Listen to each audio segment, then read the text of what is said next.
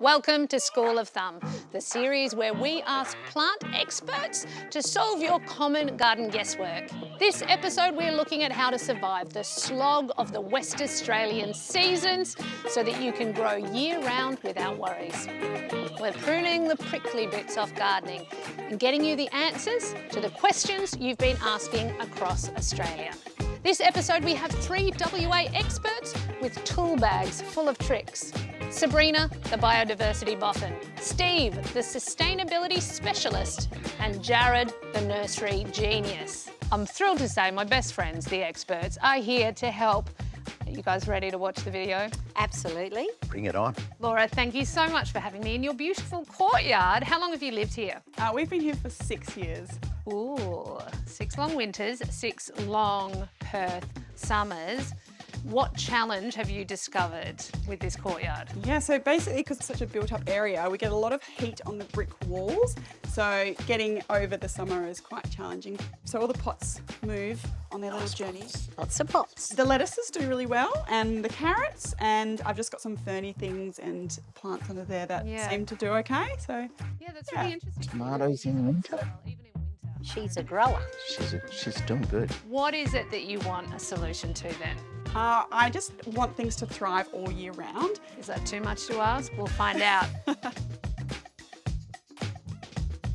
Is it too much to ask to have a courtyard garden in Perth that can thrive all year round? No, I don't think it's too much to ask. I think it's very doable. Yeah. I think it's all about creating a cooler environment so everything can thrive. Because in summer, that courtyard's going to be brutal. There's a lot of brick, isn't it? Yeah. A lot of heat, radiation, I can imagine, in the middle of summer, yeah. And that Super 6 fence, it's a hot spot, ideal for passion fruit, I reckon. What do you guys reckon? Yeah. Well, another option could be a thornless blackberry. They do so well. Yum. They fruit for about 4 or 5 months of the year, and they go so good in smoothies. Yeah. Divine. Yeah. If you didn't want to go the edible route, you could do something that smells nice, like jasmine, just to green it up. Yeah. Just Especially in the create that. courtyard. Yeah. Just bring the temperature down. And Even the brick wall at the front of the house there Yep. as well. There's a lot of heat going to be radiated off there during summer.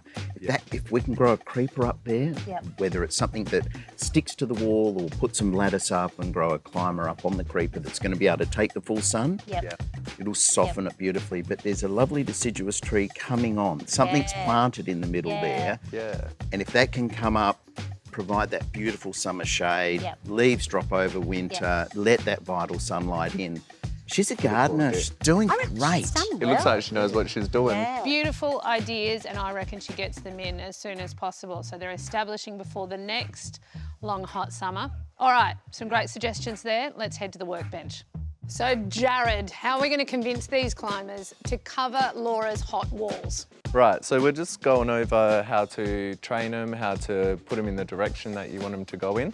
So we just start like rolling them around whatever structure you've got. Obviously, Okay, we're pretty so limited if here. you've got your trellis on the fence, you're Ideally, saying, you'd have a trellis or a... You're saying Yeah. literally wrap them around it. Yeah, just wrap them around. Always leave the where the new growth is coming from. Just leave that little bit out at the end there, Okay. just so it can keep growing around and doing its thing. This is, right, so there's actually quite a lot of height on this. And Yeah. you're saying reach it up, Yeah. wrap it round, Yeah. tell it to go higher. Yeah, tell it where to go.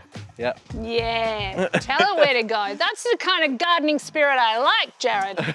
So Laura, good luck covering those hot walls with lots and lots of climbers. Hope you have a greener space next summer. For our next lesson at School of Thumb, we visit Patrick at his inner city apartment. All he wants is tastier vegetables and more of them. Find out if our experts can help him bring home the broccoli. For more inspiration, don't forget to visit us on our socials. And why not drop into your local nursery? There could be a School of Thumb session on your own doorstep. Until next time, happy growing, Australia.